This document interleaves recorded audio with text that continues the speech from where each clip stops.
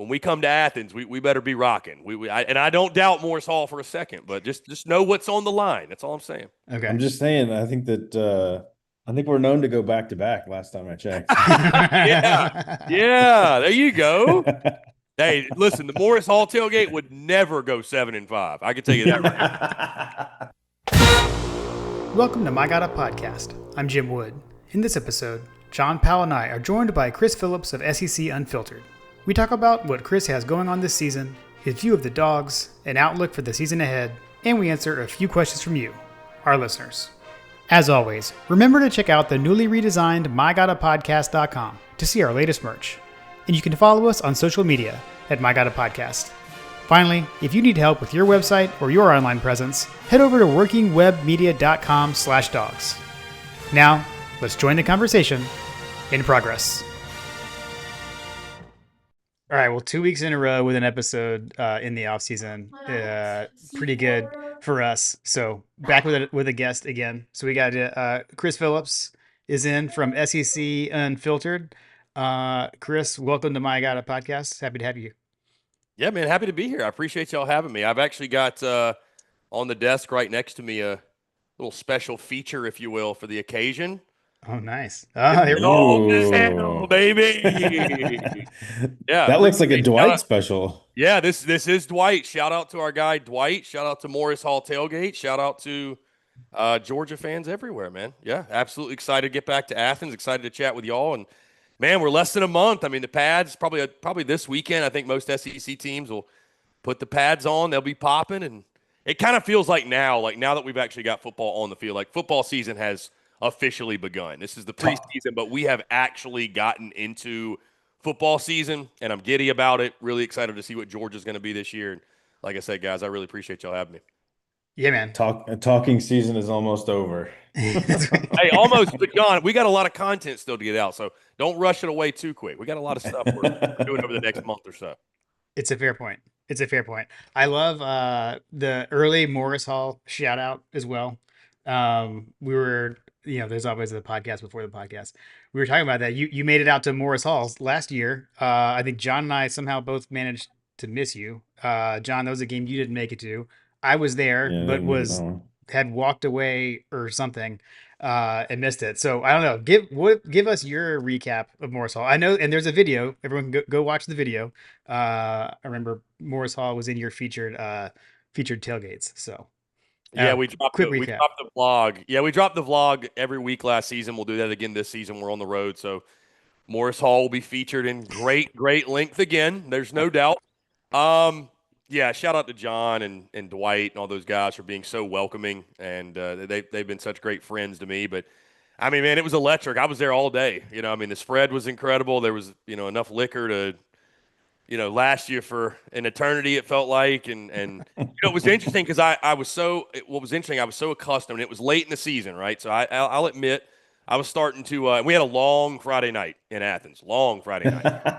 Feeling it a little bit, but I was How did your Friday night end? Every good night in Athens ends a little well, early. I did catch the Uber home. Like like nothing got out of hand or anything, but my good buddy Graham Coffee, shout out to him. They had the event over there, Dog Central, that I believe with Home Field over at what is it, Creature Comforts? Yeah. So they had Oh the events yeah. over there. So we started there. We started at the brewery. That was a lot of fun, and then just kind of wandered around downtown Athens. I made waves that night. I recall specifically because I went on Twitter and said that Athens is the best college town in America, and you just can't prove me otherwise. And a lot of other fan bases in the SEC that had fun with that, but I stand Yeah. by that. The best college town in the country. Um, yes, I mean we had a good time. Went to some spots. That was the first time I was out in Athens in a very very long time, Hmm. literally like in 10 years. So stop by Dooley's, stop by Buddha Bar. Hit some of the spots. And then yeah, I mean got after it on Saturday. But it's funny because again I was so used to Central Time at that point because I was going to so many games at Central Time.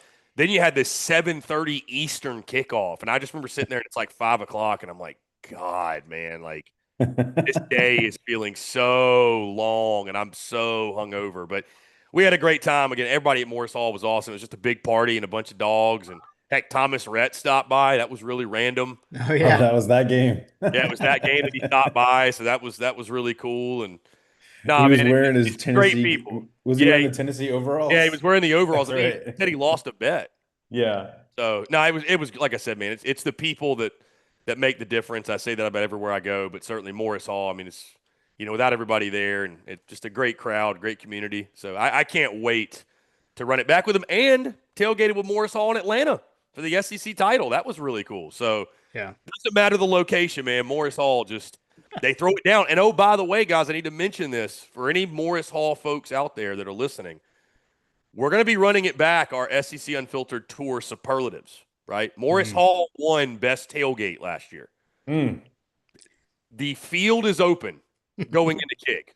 The field is open. So if Morris Hall, just to put the challenge out there, if Morris Hall wants to keep that trophy for a second year, when we come to Athens, we better be rocking. And I don't doubt Morris Hall for a second, but just know what's on the line. That's all I'm saying. Okay. I'm just saying, I think we're known to go back to back last time I checked. Yeah. Yeah. There you go.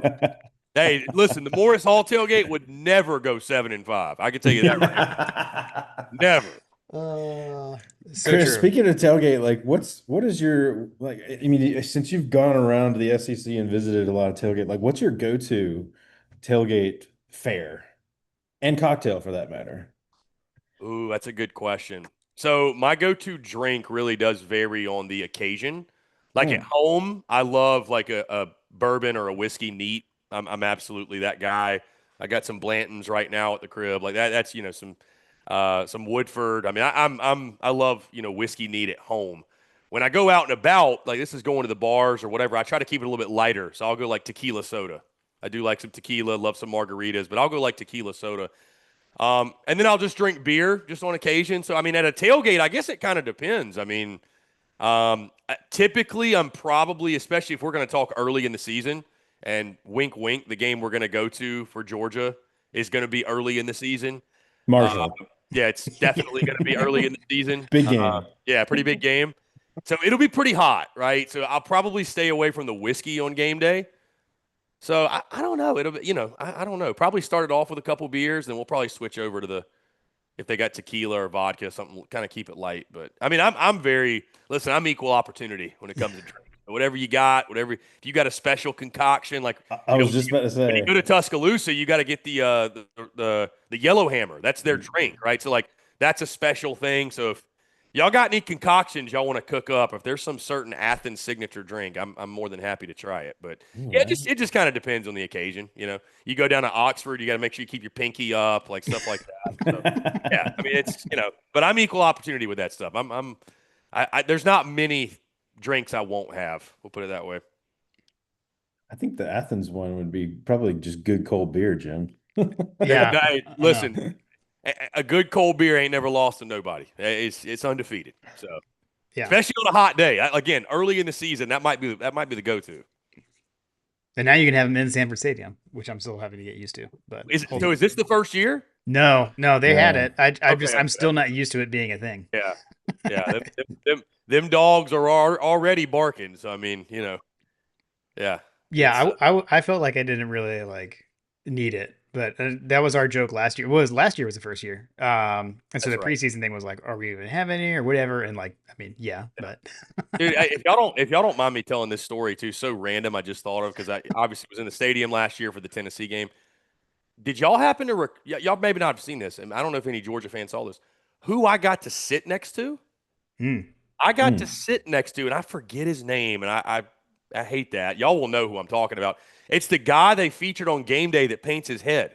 Oh yeah, yeah, Oh yeah, I yeah. yeah, literally sat next to him. He's all over the vlog. I was like, how random is this? That yeah, I'm yeah, literally Mike sitting Wood's next son. to this guy. Yeah. yeah, yeah, How cool is that? I was like, this is awesome. This dude's a legend. yeah. That's been going on like Yeah. I long remember being a time kid through seeing that. generations. Yeah, Yeah. I was yeah. like, dude, this is incredible. Got a picture with him after the game. I was like, dude, you're the man. They So was tailgate not far from Hug Dog, JP, by the way. oh wow. Okay. Yeah. So that was totally unplanned. Yeah. Just I'm trying to think, how did circumstance. so I had someone that I think she works for Georgia, and she sold me a ticket. But I mean, yeah, I would have never known who I was sitting next to. Like that's how I got my ticket. And yeah, just totally random. So that was really cool. Yeah, it was really really cool. So Yeah, that's Got it. awesome. Yeah, he is also Mike Woods, by the way. JP. Oh, okay. Yeah, I couldn't remember. I couldn't remember his name. yeah, yeah. No, that's funny. That's funny. mhm. When was the last time you had been to Athens before then? Do you even recall? So the last time I had been to Athens before last year was I'm just trying to make sure I'm not missing any. Yeah, it was 2014, believe it or not. Okay. I had a buddy of mine that his cousin like played special teams at Georgia. Um, but this was I'm trying to think. So that's not why we were there though. I went up there in like 2013 as well and just we just hung out, went out. I think it was like graduation weekend and we just hung out with him. But 2014, I had some baseball buddies that they were just it was the opening weekend of the season. This was Georgia Clemson, Todd Gurley against I believe that was Deshaun Watson as a freshman. That was when Yeah. Todd Gurley took it all the way back. We didn't go in the game though. We just wanted to go to Athens and party. Like the guys all woke up after a night of partying on Friday and was like, y'all want to ride to Athens and just go to Athens? And somebody apparently knew a guy that was in a fraternity at Georgia. So that I got to experience like the frat houses and the tailgates. I remember walking into a frat house and there's just bottles on bottles like rolling across the floor. You had Old Crow whiskey, you had Tonka vodka. They were like, just take a handle if you want. I'm walking around Athens just with a handle of Old Crow, which it's so funny because at that time, obviously, I'm 23 years old, so it doesn't matter. But like, what a horrific whiskey that is, right? Like, it's terrible. You'd never drink that now. But had it. I remember us going to the bars and like me hiding it in a bush somewhere. Came back, it was still there. Took it home. So that was fun. But the last time I'd been to a game, guys, believe it or not, which it's crazy to even say this. I'm trying to think back, and you would think I would have been to a game, but 2007, before last year, was the last time I'd been to Sanford Stadium, been to a game. That was South Carolina, Georgia, when South Carolina actually beat Oh, Georgia. That Yeah. was Matthew Stafford, no Sean Moreno. Corey Boyd scored a touchdown for the Gamecocks. Blake Mitchell was their quarterback, and then Jasper Brinkley had the ceiling INT. Uh the Eric Brinkleys. Norwood had a big sack in that game. Yeah, hmm. Yeah. yeah, Yeah. and that was that funny thing about that game, guys. That was the week after South Carolina allowed like 250 rushing yards to Louisiana Lafayette, right? And I remember that morning Lee Corso coming on game day saying like Georgia's going to run all over them. Like there's just no way that they can stop Georgia and stop Noshawn. And like there's just this game's going to be a blowout. And sure enough, South Carolina wins that game 16-12. And just what a weird game that was. So It was a um, Yeah, weird game. that what a was weird season. yeah, that was back when Spurrier was still tormenting the dogs. So Yeah. because heck, I remember his first year. I mean, '05 was close. I mean, Mm-hmm. very close. I think that was Thomas Brown had like the game sealing touchdown run in that one, and then I was funny enough at the '06 game when was it Tereshinski? It was. Yep. The only reason Stafford Tereshinski got hurt in that game. That's why Stafford came in. That's right. That's right. That's right. That's right. Yep. I remember Stafford came in. They beat him 18-0. Just blanked them. That was So another, but that game was weird. That was another super weird yeah, game. there were some like ugly ones when you're really thinking you look Yeah. back. Yeah, they had some I mean, dude, what about the '08 game when they came to Williams Brice and Mike Davis fumbles into the end zone? They were going to take the lead and they lose 13-7. I Yeah. mean, Yeah. South Yeah. Carolina, Georgia, people don't realize like and it's such a shame that game's not on the schedule anymore cuz man, they had do Georgia fans consider South Carolina a rival? I don't think so. I think South Carolina people kind of consider Georgia that way, but it's Yeah. been so lopsided. But there's been some wild games in that series. I mean, you go all the way back to Yeah. the Pollock fumble interception thing. I was at Uh, that game. I was you there were for at, that. and people Yeah. forget about that game. Like that was like that was Thomas Davis's coming out party. Mm-hmm. Um, dude, I mean, there's been some blowouts for sure, but there's been some '04 when they're up 16-0 and David Green and them come back and win Yeah. 20-16. That was in the blackout game. That was nuts. So The South Carolina game historically was always on my birthday weekend. And so I would always the joke was is that like, every other year I was having like a terrible birthday. A dude, terrible birthday. it's weird, man. And then, like I said, when Spurrier got there, he really became a fly in the ointment of Georgia. But dude, I love getting to Athens, man. I mean, I think we talked about it last year. I don't know that Sanford really gets the really gets the appreciation it deserves. I equate it kind of to it's kind of like Bama. I mean, listen, it's no fault of Georgia fans, but when you go, it's a fan base that's accustomed to winning. They expect to win. You could even argue maybe they expect like the win should come with the price of admission. It's not like a ravenous fan base from the standpoint of like they're on the edge of their seat, desperate. Like I you know Hmm. what I mean? Like it's not going to be like one of those type of environments. But it gets when Georgia fans want to get loud, it gets loud. Like it's a very fun atmosphere. Fun like that Tennessee game last year was electric. So I can't wait to get back, man. And obviously, I mean, we'll just go ahead and throw it out there. We're going to Georgia, Bama. I mean, it's just an obvious. We're going to be in Athens for that game. That atmosphere will be kind of like, I mean, last year, again, Bama's the same way. Like, if, and I've had Bama fans tell me the same thing. They have a game or two every year where they show up and they're like, we maybe could lose. So let's like really get into it today or Yeah. tonight. Yeah. But all the other ones, they're kind of like, yeah, like we'll show up and we'll win and that's great and like whatever. But we're not going to make it some crazy hostile environment. But like last year at Bryant Denny, I mean, that Bama Georgia game, Yeah. that atmosphere was nuts, and I think Athens will be the same. So I love getting to Athens, man. Like I said, it's my favorite college town. I think it's the best college town. So much to do, and people are great, and yeah, I can't wait to get back. Yeah. No, that's sweet. That's sweet. Yeah, the Spurrier timeline that you were talking about, that's like when John and I were in school. Like that's when we were at Georgia. So yeah. Uh definitely remember those days. I'm always worried about doing this. So while it's in my mind, I'm gonna do it. Tell folks just about SEC Unfiltered, where they can find all your stuff. We mentioned you've already mentioned kind of the road show, etc. Make sure for those who aren't well informed, let's give them a rundown. Yeah, so SEC Unfiltered, we are an SEC media entity covering the SEC, baseball, basketball, football. So it's not just football. We cover all the major sports through podcast, YouTube, social media. We do some live on location shows every now and then. I'm also doing our tour, which first time we did that was last year. Went to a different game for 15 straight weekends, capped it off in Atlanta in the SEC Championship. We do no repeats. So we're going to go we won't get to hit everywhere, but we're going to hit a lot of different places. We'll Yeah. see Georgia a couple times, undoubtedly, but we go to a different spot every weekend. And we did that also through the spring, too. Hit a couple basketball games, hit a bunch of baseball games, went to Omaha for 2 weeks. So we travel. I travel a ton. I've never traveled so much in my life, but it's a blast. We vlog it all, obviously. And again, all of our content, like so many others you see out there, just like this podcast and wherever where you can find podcasts, YouTube, stuff like that. But yeah, man, we're on year 2 of the journey, and man, it's been the most rewarding thing I've ever done. It's incredible. I mean, the community we've built and the way that we've grown, and we're continuing to grow. It's incredibly rewarding, and like I said, it's just the amount of great people I've had the opportunity to meet. I mean, that's why I wanted to do the tour so badly because it's one thing to even have convos like this and create a digital footprint, but when you're able to go on the road, shake people's hands, and get out there and you kind of humanize yourself. And I mean, listen, I'm someone, and it's no shot or shade at anybody else in the media, but like, ain't nobody else in the media going out to the bar with you like I'm gonna do. Like anybody else going to the tailgate. Like nobody else is coming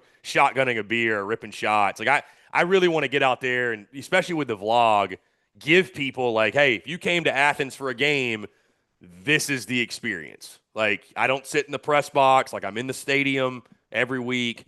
So it's a good time, man. But we built a great team. I got my guy Cole Thompson's my right hand man, does football content with us. My guy Harrison Fant doing baseball content.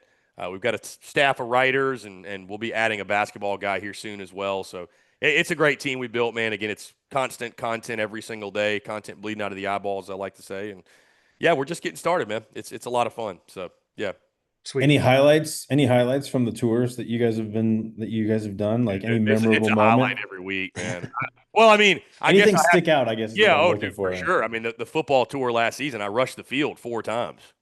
So I mean, Wow. that is absolutely the highlight. I rushed the field at so I was at Bama, Georgia. Didn't rush the field, but that was I mean that was the best game I saw last season, and one of Yeah. the best games I've ever seen as a college football fan. just the That dramatic. game was wild. It's funny, guys, because I paid a pretty penny for my ticket now. I bet you I did. did. I paid a pretty penny, and I'm sitting there at half, and I'm like, God, I can't believe I dropped what I dropped. Like a Yeah. blowout. And I picked Georgia going into that game. So like, I mean, was I gonna did I shed a tear that Bama won? No, not necessarily, but like, in the back of my mind, I'm like, I wouldn't mind being right. When I came back and took the lead, I was like, damn, if I really just called this. And then sure enough, Ryan Williams turned into a superhero, and that was all she wrote. Yeah. But yeah, I got to rush the field at Arkansas, Tennessee, when they beat the Vols. I got to rush and that was in Fayetteville, obviously. Got to rush the field in Knoxville when Tennessee knocked off Bama. Smoked a cigar on Tennessee's field after the game. That was incredible. I hate to say it, excuse me. I rushed the field at LSU Ole Miss in Baton Rouge, the overtime game. Nussmeier to RIP, Kyron Lacey. They win that one. That was wild. LSU was an incredible time. And then again, I was going to say, don't hate me for this. But I did rush the field when Ole Miss beat Georgia. I was at that game in Oxford. I did not see the kid celebrating with the Ole Miss fans. I did not see that guy, that Georgia guy that transferred, who became, unfortunately for him, became like a star. You know what I mean? Yeah. I did Yeah. not see him, but no, that was. I mean, dude, just getting to rush the field. It was just. It was one of those things, man, where I made sure to be extremely present moment throughout that experience because, we have a bad tendency as human beings, obviously, to not do that. And then we look back and we're like, man, I really wish I knew I was in the good old days, right? Before they left me. I did not do that, man. I soaked it in every single week. I feel like I did a really good job of understanding, like, as coaches love to say, be where your feet are.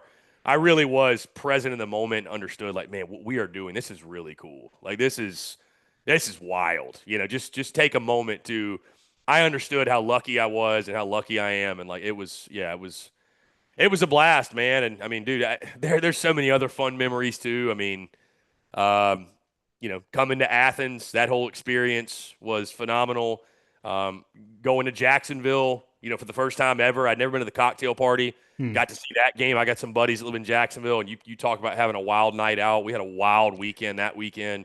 Um, Going to Austin. Austin was awesome. I'd never been to I guess I went to the state of Texas over the summer, but I'd never been to Austin before. Never been to College Station. I knocked those out the last 2 weeks.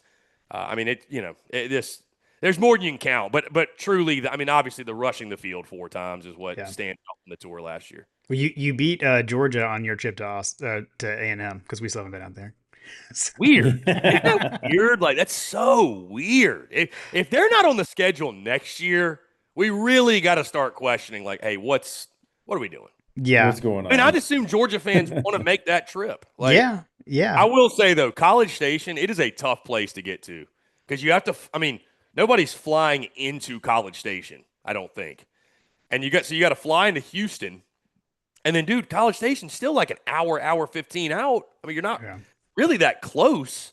But College Station was really cool. You're a Georgia fan, listen to this. If they get on the schedule, and hopefully they do, definitely make the trip. Dude, Kyle Field is just like unlike anything you've ever seen. I mean, it is. I mean, it is just massive. Like when you think Texas, people say things are bigger in Texas. Hmm. Like I would Kyle Field. Like that's Kyle Field represents this. Like It Texas looks fans huge. will hate to hear that, but dude, it is mass. And like, I mean, I get why people fall in love with them every offseason. Because when I went down there, I got to tour the facilities and saw the inner work, saw the guts of it, and got to walk out where the team walks out and got on the field the night before the game. And I mean, you think about that. Think just that alone, it's hitting me like how lucky I got to go on the field the night before the Texas A&M game. Like, pretty wild stuff. But man, you see all their facilities and you're like, dude, I mean, they got it all. Like, they're not missing anything Yeah. except winning. So, maybe Elko's the guy, but that was you're a Georgia fan and they get on the schedule. You got to make that trip. That's a really cool trip. Did you go to the Yell, the Yell So thing that they do on? funny enough, they did not have the midnight yell at midnight. They had it at like 6 o'clock because there was some concert or something was going on. And like now that you look back, you're like, man, that might have been a bad omen. Like, It is, Mm. yeah, kind we're of all about weird. the Like, so omens. I would have went to midnight yell. I would have went to Midnight Yo. I did go to. So funny enough, I did go to the most authentic honky tonk I've ever been to in my entire life. A place that doesn't even exist anymore. They were going to tear it down in like 2 or 3 months to build something else. It was called like Henry's or Harry's or something like that. It's on the vlog. But I mean, this was a true, like, I was like, dude, I should be wearing cowboy boots. I should have a hat on. Like, this is just. And funny enough, we watched the end of the Georgia Tech game in that bar. Like, I'll never forget that. Oh That man. stupid, outrageous seven. What was it? 8 overtimes. Yeah, 8. Yeah. Golly. Yeah. Yeah. Black Friday. We were freezing our butts off in the stadium, both of us. Yeah. Oh man, it was so Yeah. cold. It We was so watched cold. that. We watched that end of the end of that game at that bar. So yeah, it was. But like I said, man, it's just. I mean, and then do like we're talking about and I could just go on and on and on about the tour. One thing I will mention, I appreciate you allowing me to like share about what we're doing with SECU because it's a lot of exciting stuff. Yeah. Um, so I'm thinking this season what I'm probably going to do, we're starting to franchise shows kind of underneath the SEC Unfiltered umbrella, if you will. Like our college football show is called the Overtime Drive. We do that Monday, Thursday, and we're going to add Sundays in there when we get in season. Our baseball show was called The Wind Up, did really well. We're going to have a basketball show. I think I'm going to do a separate show, and of course it'll air on SEC Unfiltered. But I was actually funny enough. I went to dinner with our guy Dwight, and he was talking about how much he enjoyed. Like on Mondays I would do the kind of like this Monday morning quarterback call-in show, power hour kind of thing. And I would sort of use that as a time to decompress everything that happened over the weekend and share my experience. I think we're going to do that again, and it's going to be like a dedicated, like, I don't know if the name would be like Saturdays in the South, or I don't know what the name would be, Mhm. but yeah, we're going to bring that back to that again. I think that's a really cool, a really cool thing to do, to kind of sit down and like walk everybody through exactly where we went, what we did, who we met up with, just really share and divulge and go deeper into the experiences outside of just the vlog.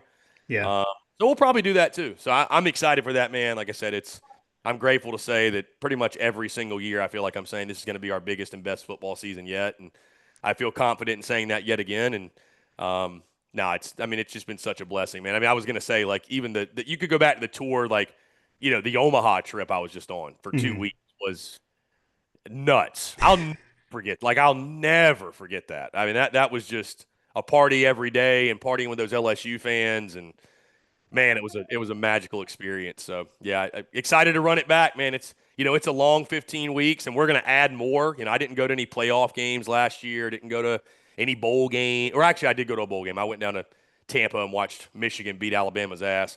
But didn't really document that. I just kind of went for fun and went for New Year's. But we're going to be adding some games, even believe it or not. Definitely going to try to get to a college ball playoff. So I will repeat. Let's say if like Georgia is hosting a playoff game, Yeah. Okay. Okay. Yeah. it'd take an act of God to keep me out of Athens for that type of environment, that Yeah. type of atmosphere. Yeah. Hopefully we're going to a national championship. Hopefully, fingers crossed. So yeah, excited to run it back, man. It's going to be awesome. I mean, doing that every week. I mean, the Monday decompress thing sounds good, honestly, too. Because I mean, I know it's fun, but that's also got to be taxing over 15 straight weeks of doing that. Well, you get to like the month of November. That's when you really. It's like here's the thing. Every weekend's an adrenaline rush. You Yeah. get to a point where you get addicted to going on the road. Like you get kind of, like after Omaha, and we obviously had SEC Media Days, but like I guarantee you by like next week, I'm gonna be getting pretty antsy. Like, hey, like Mhm. let's man, like it's just because it's just so much fun. And I told you guys this off air. The thing that has really helped with this is I just moved to a new city, Nashville. So I've been having a bunch of wild experiences here and kind of exploring the city. And Bachelorette parties. we've tried to stay away from that. They're certainly out there. Leave the Broadway girls alone, like Morgan Wallen said. We've been on our best behavior for the most part. But no, just been exploring the city, man, and getting settled in. And so that's occupied my time and headspace, and obviously getting all our preseason content out and stuff. But yeah, I mean, it's an adrenaline rush, really, truly. But yeah, by the time you get to like November, and you're excited for it, but you're right. It starts to wear on you a little bit. But again, that's one of the big reasons I moved to Nashville is because getting to so many of these places is going to be so much easier now. There's so many of them that are within a 3 or 4 hour distance where I can easily get there if I wanted to drive. Nashville's a great airport, so I can easily fly wherever. I don't know exactly how far Athens is, but I don't think it should be. It's not too. I mean, I'll drive down there. It won't be too bad. I would Um, expect it to be like 3 or 4 hours. yeah, I it's. say I'm I've looking done it that up now. drive, but I can't So remember. it's It's been a long actually so it's time. actually 4 hours and 54 minutes. 4 hours. 5 Oh, hours. almost 5 hours. Wow. 5 hours. Yeah. Okay. But I mean, still, like it's not bad. You just go through Chattanooga and boom, you're right down there. And I mean, I'm a psycho. I'll drive. I'll drive so far, man. Like I mean, dude, I drove from South Carolina to Fayetteville last year. Like that. Oh. I went literally 12 hours in the car because it was such a last minute trip. It was literally the week of I decided I was going, and I was like, man, like the flights are like $600-700. Like you got to fly into where do you like Fort Smith or something. You fly in, then you have to go down like Uber down or rent a car. And I was like, you know what? I'm just gonna do it. So went halfway, stayed in Memphis on Thursday night, drove the rest of the way on Friday, got down there, and uh, believe it or not, Sunday I hightailed it and drove the whole way back.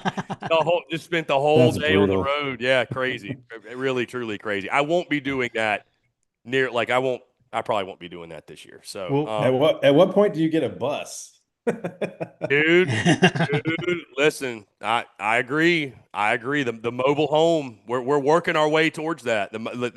I do imagine one day like we've got like the mobile home and it's just like wrapped with the SEC Yeah, Unfiltered. the SECU And we've wrap. got like the mobile studio. I mean, listen, that's not that far fetched of an idea, man. I think that's because that's the thing is like, and I've told myself there's no way I'm going to travel like this forever. Obviously, like maybe another 3 4 years. I don't know. You never know. Hard to put a timeline on that because it is so much fun and I enjoy it so much.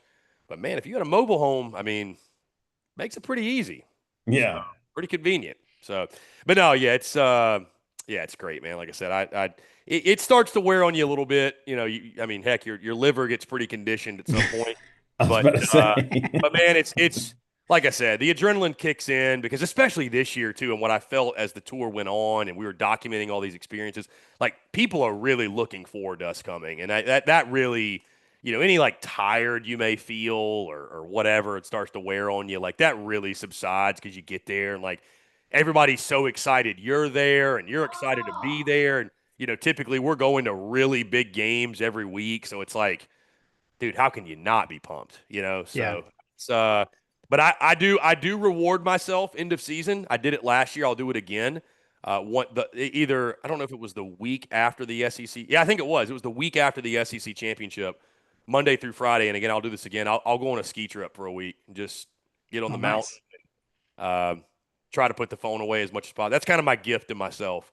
So I'll probably do that again. So Where'd before you go last year? so Western North Carolina, Beach Mountain, Okay. Sugar Mountain. That's kind of my go-to spot. I'm a big skier, so I'm hoping this season to probably in January try to get to like Banff, Canada, maybe Oof. somewhere out west, but just somewhere different because that's the only place I've ever skied there in like snowshoe when I was younger. But love to ski. I got my own skis. I mean, I'm a huge skier, so yeah, that's kind of like I said, that's my reward to myself. Go visit Graham. Yeah, is he still in Colorado? No, no, he's in I was about Georgia to say now. he moved to Athens, right? Oh, that's He's over right. here That's now. He, right. Yeah, he could give me the spots though, for sure. Hmm. Yeah. No, yeah, I mean, yeah. what's crazy though, guys, I've read like I think it's either the same price or even maybe a little bit cheaper to go ski at the Swiss Alps than it is In to the go to Swiss Alps. Aspen. Yeah. Like Yeah. Aspen's like crazy apparently. So Banff is the one I want to do. That if you guys have never heard of that, Banff, Canada, dude, I've seen pictures. I believe actually our guy John has got a Banff like poster in the background of his setup. Or he used to at least. So John's very familiar with Banff. Yeah, dude, it's gorgeous. I mean, it is flat out gorgeous. So, but yeah. Anyways, that'll be kind of my gift to myself after it's over. But I know I'm excited, man. I mean, I'm so pumped. I'm so pumped. It's going to be a great time. Does living in Nashville, like, would you consider a home game for you, or do So you have to go out of town, or is Nat I like feel like I have to do a Vandy game. You know yeah, what I mean? And like yeah, I want to. The Vandy people are awesome. They're great. I oh mean, yeah, people mock Vandy and they don't have fans, and sure they don't have many of them, but the ones they do have, dude, they're diehards. They're just like every other SEC. I mean, dude, I talked to guys last year because I went to Vandy, Texas. I talked to guys last year. They were like, dude, I've been sitting in this stadium for 35, 40 years. I've watched Vandy go 2-10, winless in SEC play. Like, I was like, I respect the heck out of that. I really do. So, um, yeah, I really respect it. I really respect it. So, no, I definitely will consider and will definitely do a home game. I think the world needs to see the vlog in Nashville for sure. That one will get pretty wild. So, Yeah.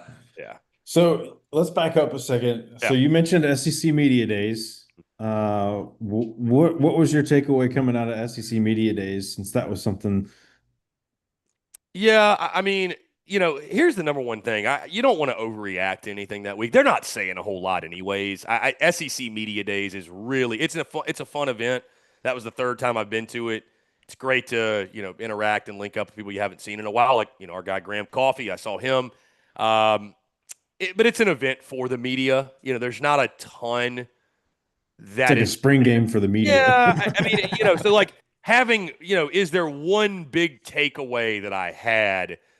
I, you know, and maybe I already had this take going in, but just hearing all the coaches and leaving it, my feeling leaving it was it's going to be a pretty wacky year in the league, and I'm totally convinced nobody's going undefeated. I just think those days are more than likely over. It just with the parity that's been created via the transfer portal, I mean, look at a Georgia and a Kirby Smart. Like you're not able to stack depth like you once did. Let's call it for what it is, right? Like, and that's something Kirby's talked about, and so I just leaving that event, I was like, there's so much we don't know. We've never known less. These coaches have never known less. Like these next couple weeks are vital for them because there's so many new faces and guys in new spots and guys you've maybe only seen film of because they were a portal guy, and now you got to get them in your system, and you maybe never coached them before, and it's like, yeah, it's interesting. Like you've got that top tier of teams, and this was it felt like this was a well understood point by the media, and this was also a takeaway. But you got that top tier teams: Georgia, Texas, Bama, LSU. Those are kind of your four favorites to make a run of the playoff. Those are the four I think. If you ask me today, if anybody outside of those four was in the SEC title, I'd be kind of surprised, But then there's this cluster after that, Florida, South Carolina, Oklahoma, Auburn, Ole Miss. You've got like what is Vandy going to be? Like an Arkansas sneak up. There's definitely some that I'm forgetting to mention here, but like there's just this cluster of that next group. And in my mind, what I keep asking myself is like, do you really expect it to go chalk? Like somebody's going to jump up and make the playoff we're not expecting, and somebody in that top four that I mentioned is going to go 9-3 or 8-4 and have a disappointment. 7-5. Maybe even 7-5. Maybe even 7-5. Yeah. No, funny enough, I was asked this question: who's the most likely to not make the playoff that should? And I did not say Georgia, by the way. I said LSU. Just because I think Garrett Nussmeier could absolutely, and they're extremely talented, but opening with Clemson, you got to go to Bama, that might be two losses right there, and you got no wiggle room. And I mean, you still got tough games against Florida. Granted, it's at your place. You got to go to Ole Miss. They got a tough schedule. To Oklahoma, end of year, tough schedule, right?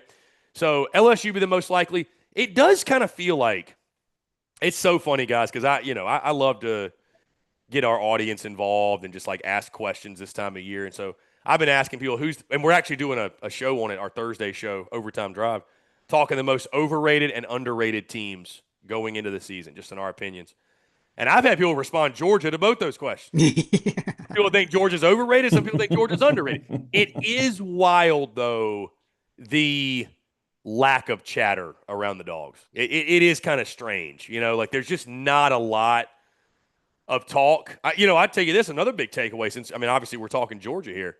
The fact Kirby brought Gunner to media days. I thought that was like, Yeah. okay. Like, there's been a lot of this Puglisi talk. And, heck, guys, I don't know if y'all heard this same thing. I had people telling me that Georgia was shopping around in the portal for quarterbacks. And, like, yeah. I'm like, man, like, God, are they really that uncertain about Gunner Stockton? Like, are they really, and granted, listen, I don't say that like they are, because in this day and age of college football, if you can go get a guy, like if Sam Levitt wanted to come to Georgia, hey, Gunner, sorry, you're a fine player, but you ain't Sam Levitt. Like you're always you're always recruiting over guys because you have to, because they could Hmm. up and leave whenever as well. So, but I thought him bringing to Gunner was really telling.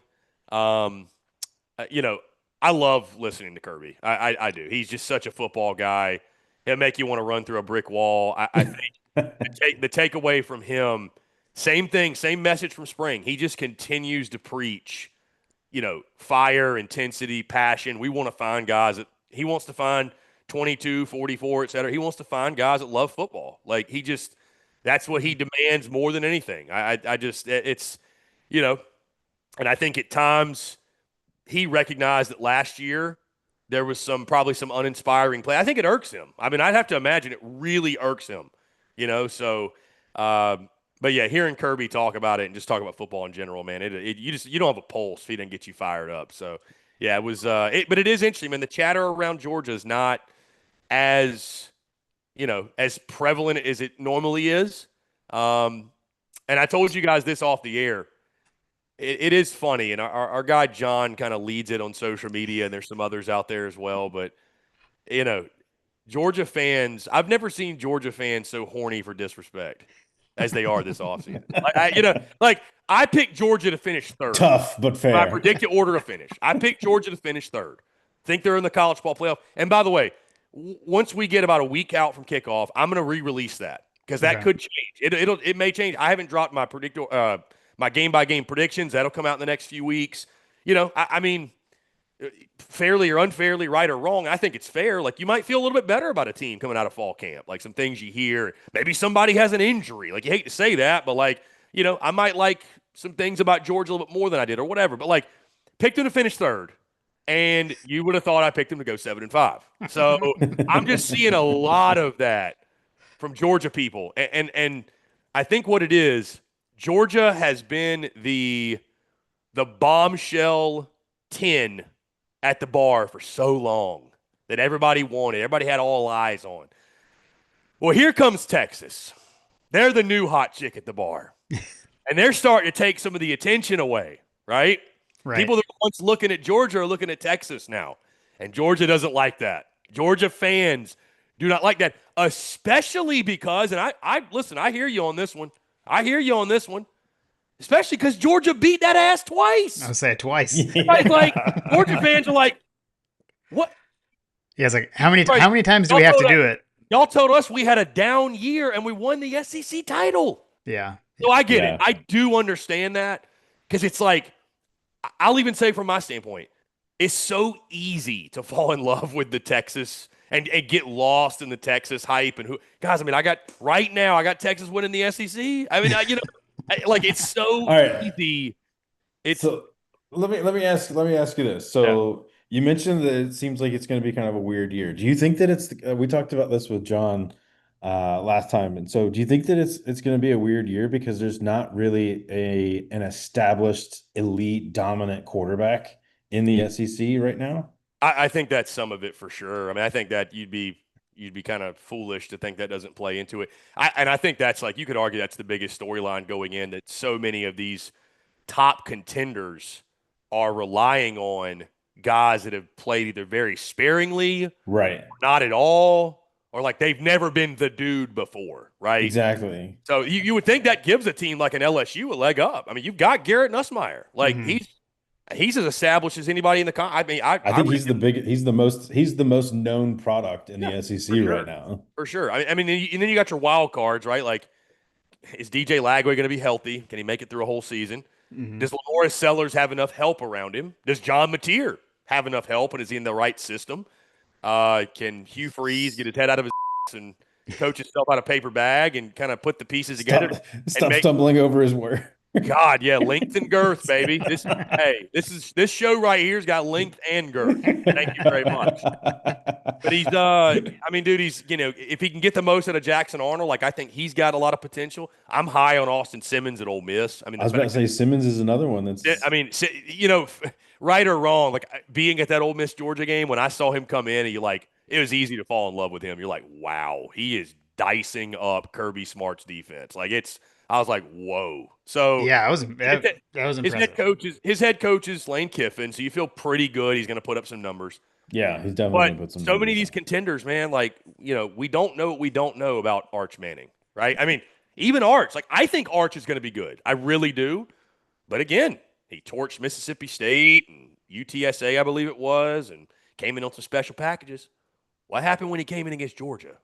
He Yeah. got pushed in. So, I don't think it's a given at all that Arch is going to light the world on fire, but they're so talented around him, guys. They're so talented around him.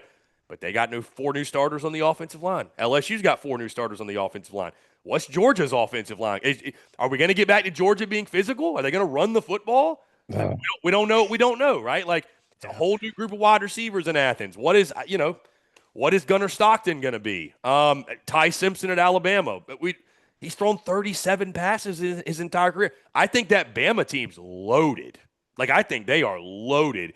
Quarterbacks pick to click for them, but that's a pretty darn big thing if it doesn't click, right? Like, Yeah. so, you got that. You've got who am I? what's the biggest question in the SEC right now? Who's got the biggest questions? I'll tell you this. The biggest question I have in the SEC is there a dominant team? Is Yeah. there a team that will separate themselves?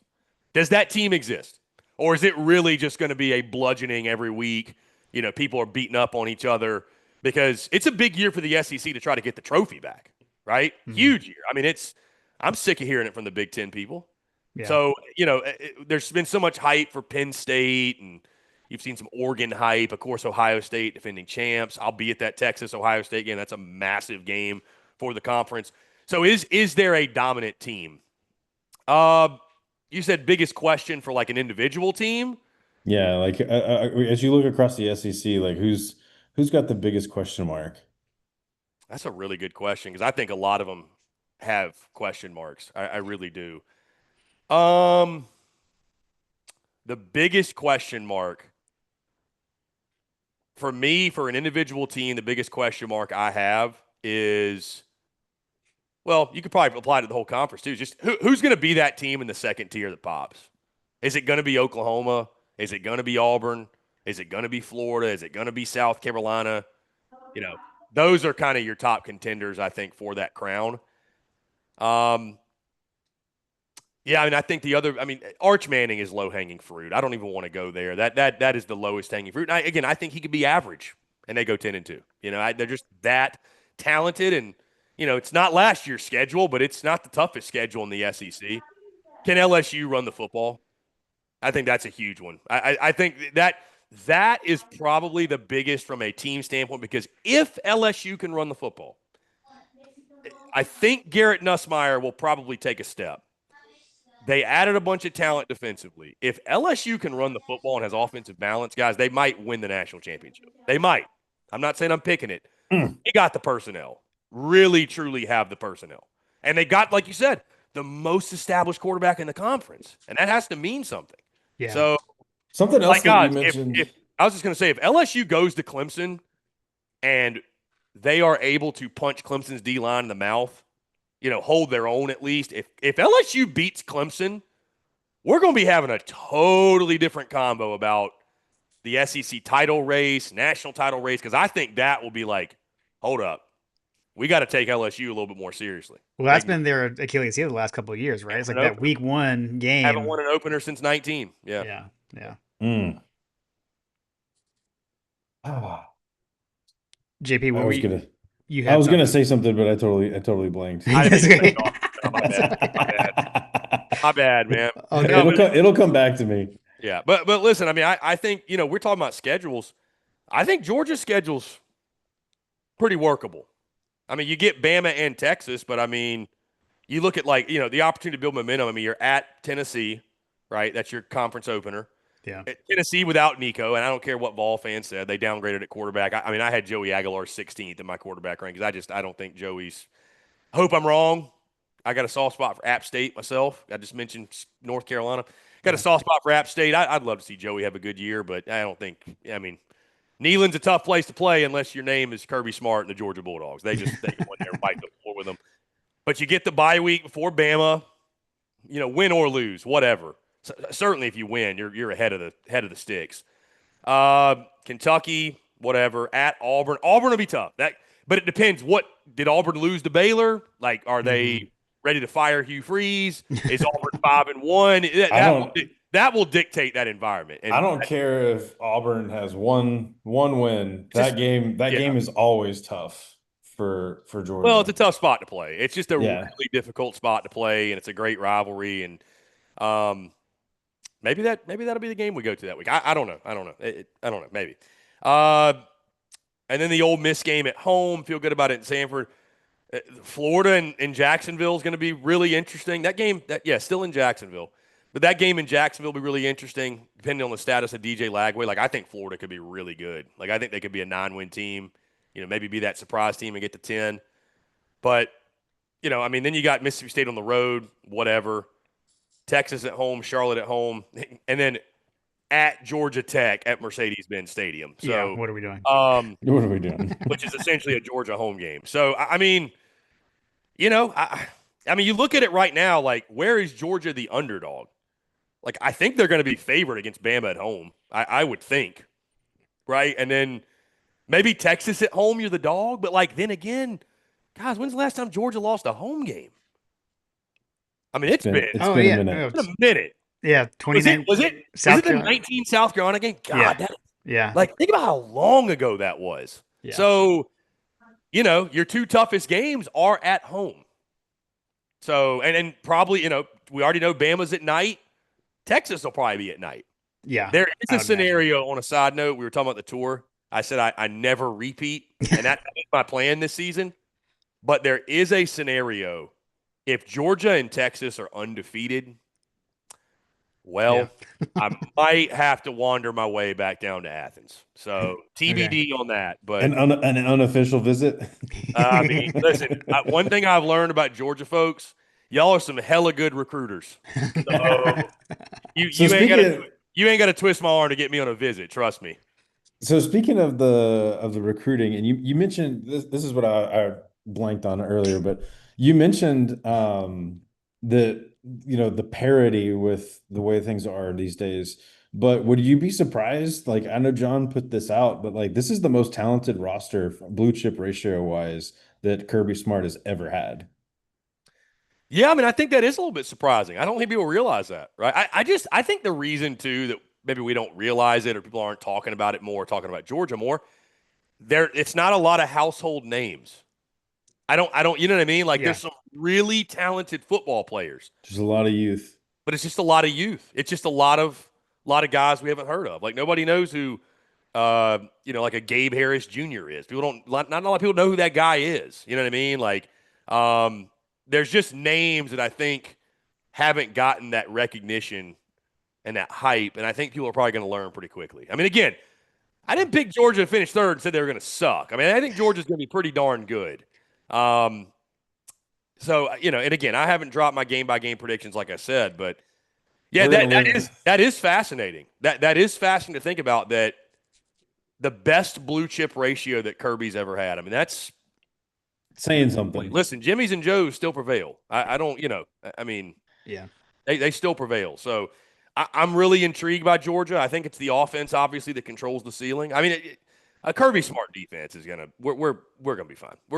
Georgia's gonna live and die on the offensive line. That's my. I'd agree. I'd agree because I think because here's the funny thing, guys. Like, I was dropping best case, worst case scenarios, and obviously it was like the extremes of both. And my worst case was 8-4 for Georgia. Do I think Georgia's going 8-4? Spoiler, no. Right. But it was funny because while I was doing that, I said, in a worst case scenario, like, here's what it kind of looks like. Like, they'd have to get I think Gunnar Stockton's not the guy, and they get poor quarterback play. But then I stopped. I'm like, they won the SEC last year with poor quarterback play. Somehow. Yeah. and poor offensive line. And we couldn't run the ball. I saw Carson Beck telegraph the football to opponents last year. I'll never forget being in Jacksonville, and I was sitting in one of the end zones. And so, like, I'm kind of behind and have a line of sight view of a ball he threw, and I'm like, bro, there's triple coverage. Close. I don't even know what he's looking at. And then some of the, we don't have to dive into this, but some of the things I've heard from some of our mutual Georgia friends about Carson Beck, and I think they might be better off without him. Just put it that way. I mean, just from a culture and a locker room and leadership standpoint. And I didn't think Gunnar was bad. I mean, obviously he comes in against Texas second half, really tough spot, made some plays, but I thought the Notre Dame game he wasn't terrible. I mean, I really he wasn't the reason they lost. No, not at No, all. The he special did teams more than enough to blunders win and that game. yeah, he wasn't the reason they lost. So he doesn't have to be a superhero. I think people forget how good of an offensive coordinator Mike Bobo is. How dare I say that? Because everybody hates Mike Bobo, but I mean he's Craig you just know turned off the podcast. right, right. I mean, listen, He rage quit. listen the top scoring offense in Georgia history, I believe, still to this day was 2014. Yeah, I think, I think that and sounds Mike right. Bobo was the OC. So Yeah, I yeah. mean, the guy kind of knows what he's doing a little bit. So but I think the receiver room should be much better. I don't think Georgia's going to lead the country in drops again. You would hope not. Mm, yeah. I think Nate Frazier can be a really good player. What's the other kid? Bo Walker. God, with a name like Bo Great. Walker, What a name. You can't you top the better name. win the Heisman. You better win the Heisman.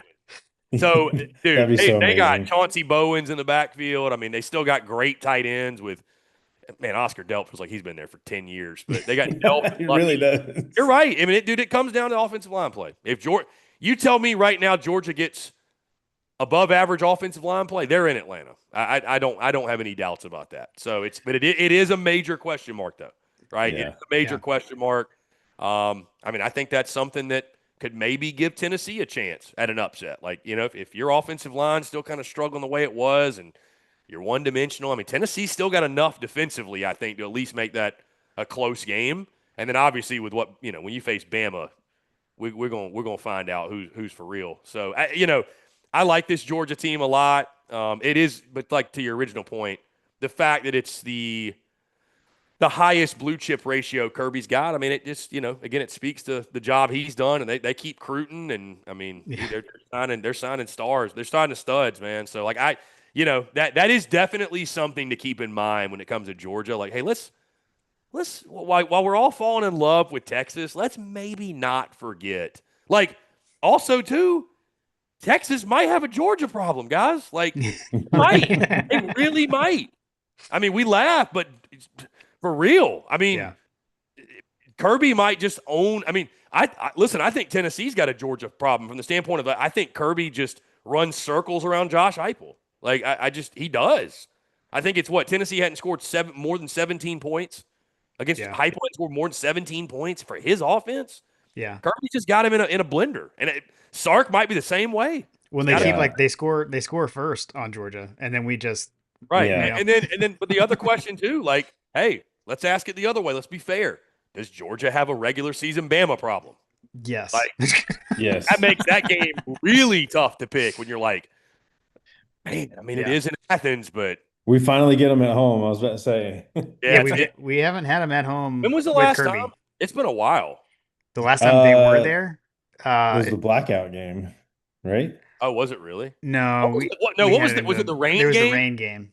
The rain Yeah. Bama game. whoop that. Yeah, that was even worse than the Woo, blackout that game. was ugly. Yeah, The that was blackout ugly. game, we at least like kind of sort of almost made it respectable. The rain game was awful. That was ugly. Yeah. Yeah. We just had there was a long Nick Chubb ripped off an 80-yard touchdown that was like, towards the end, but kind of meaningless. Okay, so but you mentioned like, go to Atlanta, you mentioned picking Georgia third. Like, what's your take on like where is the good place to be? So like we've seen the playoff play out once, right? And then we've got to change this year, right? So gone are the automatic bye for conference champions, whatever, straight seeding this year. Like, it feels like third place in the SEC actually isn't a terrible spot to be in. Yeah, no, I'd agree. I'd absolutely agree. I mean, getting a first round bye would be ideal. It Yeah. would. But yeah. Is it based on what we saw on the field? Well, you get a bye. You're skipping the championship gives you the same like amount if of time off. To your point, if you finish third, you don't have to play the SEC title game. Yeah, yeah. I mean, I loved what Kirby said last year that winning the SEC championship still matters. It does. Like it's a big deal to bring a title home to Athens, no matter what it is. So Oh, yeah. I respected the heck out of that because I feel the same way. I love the SEC title game. I hope they never get rid of it. But if they keep expanding, I will get why they would because Yeah. It's just going to lose all meaning at some point if you keep expanding. But yeah, you're not wrong. I mean, 10-2 and letting Bama and Texas beat up on each other for one more game while you get to kind of game plan and chill. And I mean, I guess in that scenario, yes, you have to play. But then again, if it's straight seeding, I mean, Mark Rick just rage quit, Jim. listen, 10-2? You're telling me that's okay now? Yeah, if right. it's man, Mark Richt would have been a hell of a coach in the playoff era. I agree. I agree. He'd have been a He heck. was a heck of a coach, period. Oh, for sure. No, I mean, dude, I listen. I love Coach Richt. I think he was awesome. But I'm saying he would have been man, Yeah. his career would be viewed a lot differently. There Oh was a yeah. 12 playoff. But Yeah. nah, I mean, I guess there is a scenario where you could get a first round bye if you went 10-2 and finished third. I doubt it though. That'd be tough. Yeah, because you're gonna. I mean, you're gonna have a Big Ten team in the top four. You'll probably have an ACC team. So like, but then I guess you ask the question: if it's like if it's Bama Georgia, let's just hypothetically say neck and neck. Hmm. Texas goes out there and takes it to Bama. Does Georgia slide in front? Just like Yeah. do they gain, so that'll be more nonsense. We'll talk about with the playoff when it gets there this season. That was like the most maddening thing, but my God, for content, it was so much fun because nobody had the right answers. We were just all yelling at each other for no reason. I Um, That's always my thing is like what was always so fun about college football? Like arguing about everything. I don't know. That's what I kind of listen, the banter that we literally have in our bio, the beauties in the banter. I yeah. live by that, man. That's one of our core values. But let me ask y'all. I'm curious, just Georgia Nation, what the answer to this question would be. Would you rather go? I mean, you'd rather go to the SEC title, win an SEC title. But the main part of my question is, would you rather have a first round bye like last year in your first games in the Sugar Bowl, Mhm. or do you want a home playoff game? Mm. Having seen everything play out last year, I'd rather have a home playoff game. I feel like there's something to be said about having that basically head start, right? And if you get to have if you have a home playoff game, you're you should be favored. Well, now with the new seeding thing, like you're gonna have, if you have a home playoff game, you're most likely gonna be the favorite. Mm, Get that train rolling, and then you're playing a team who's been off, right? yeah. It could be rusty. So, Yeah, I mean uh, you get better at football by playing football. So yeah, like I yeah, mean, yeah, sure Georgia got to rest, but like we said, Notre Dame got to beat up on Indiana. It gained yeah. some confidence and just, I mean it just I think it probably helped. So, there's there's pros and cons to both, I suppose, but The traditionalist in me says win the SEC championship though, because like it's right, just hard to right. like not think that because like Well, we used to say like that should still be the ultimate goal. Yeah. yeah, and it's like I mean it's you could The argue you tail used to be able to argue it's harder to do that than to win a national title. Like I mean I don't know, is what the it Yeah. tailgater in me wants another home game. Wants another home game. And then I'm with John. I'm with John. on top of our friend Josh Hancher, Dog Stats, play college games on college campuses. There's definitely that component. And frankly, like I get it. Like the sentimental side of me is like, yeah, win the SEC, like it still means something, all this kinds of stuff, like rah rah, let's go SEC. But like at the end of the day, like our SEC championship last year was pretty meaningless in the in Yeah, the grand in the grand in the grand scheme of things. that's unfortunate that we're at a place in college football where what you said is fact. It's yeah, it's winning the SEC title.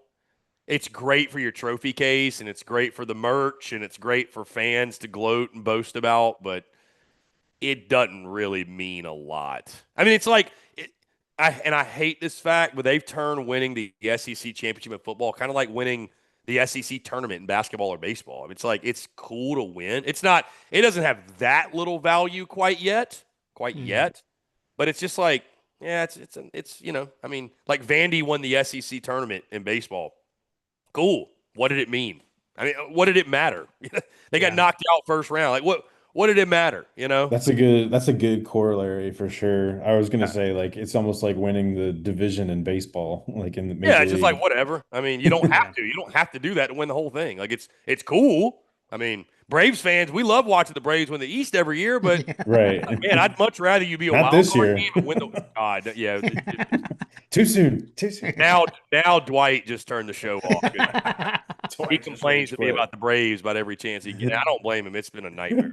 Uh, Too good. Here, let's hit a couple of these listener questions, and then we can keep going. But there was a couple that I wanted to hit. We can start with Brett. Brett Belding had the Belding bonus TM. So he has two questions. One, what is your favorite SEC rivalry game and why? Hmm. Favorite SEC rivalry game. So it's two that I've never. I'll say this. I'm going to both of probably my top two this season, Okay. and I've never been to them. I mean, I feel like the Iron Bowl has to take the cake here. Like, Mm-hmm. especially here's the thing: the Iron Bowl at Jordan Hare specifically. It's not the same game. It feels like in Tuscaloosa. That game at Jordan Hare, weird things happen. The plan is to go to that game last week of the season. So I'm hoping Auburn is halfway decent. Mm-hmm. Um, but the another one that I'm really excited, guys, and again, I am planning to go into this one this season too, is Dallas for the Red River Shootout, Texas, Oklahoma. And it's a newer SEC rivalry, but Sure. I've heard that one is really cool, kind of unlike anything you've ever experienced. So, um, yeah, I'd probably say the Iron Bowl. I mean, favorite SEC rivalry. There's a lot of really great ones, but it's just really hard to beat the Iron Bowl, man. That's such an iconic game. Um, such an iconic game. So, but Yeah. hey, I mean, listen, Bama Georgia's kind of turned into a rivalry. Maybe Bama Ugh. Texas, or excuse me, Georgia Texas will be one. But yeah, the Iron Bowl is just, and like I said, the Iron Bowl at Jordan Hare, just a different animal. Yeah. You went to another one that I was actually thinking that you were going to say Alabama, Tennessee. Yeah, I was at that one Third last year. Saturday in October, right? Yeah, that's now that one's starting to get some juice back because Tennessee's starting to win, right? Yeah. I mean, listen, like it's still a rivalry, but it's not really a rivalry when one side wins every year. Like that's why I would never say Georgia Tech. Like Mm-hmm. Yeah. Yeah. it's a rivalry, but like, is it really? I mean, like you can't just get your tail whooped. And granted, like I mean, last year they gave Georgia all they wanted and then some, but and I mean they Tech should be pretty decent this year with Haynes King, I think. But Yeah. yeah, Yeah. I mean, listen for out of conference. South Carolina Clemson is an awesome rivalry. Florida State, I think, is it's the other one. The honorable mention that maybe the most underrated rivalry in the SEC conference rivalry, the Egg Bowl. That is a good one. The Egg Bowl Yeah. is nasty, Yeah. nasty. Like The hate, real. They call Georgia Tech clean old fashioned hate. That's dirty old fashioned hate. Like they despise each other down in Mississippi. So Yeah. yeah, that's one that I we have think a buddy, Hunter, Hunt the that is Jones. Shout actually, out. yeah, you could actually rank that one number one. Because here's the thing, like, you know, Bama Auburn, it's a fun back and forth. Like, but it's and there's so much on. Like, I think it means a lot that there's so much on the line for some like Texas, Oklahoma in years past has decided so much. But what makes the Egg Bowl great is neither one of them are normally like great. Obviously, Ole Miss has caught on. Those teams could both be 5-6 going in, Yeah. it doesn't matter. Like the records The in whole that game, season, the whole season comes down the to that whole game. season hinges on the Egg Bowl. Yeah.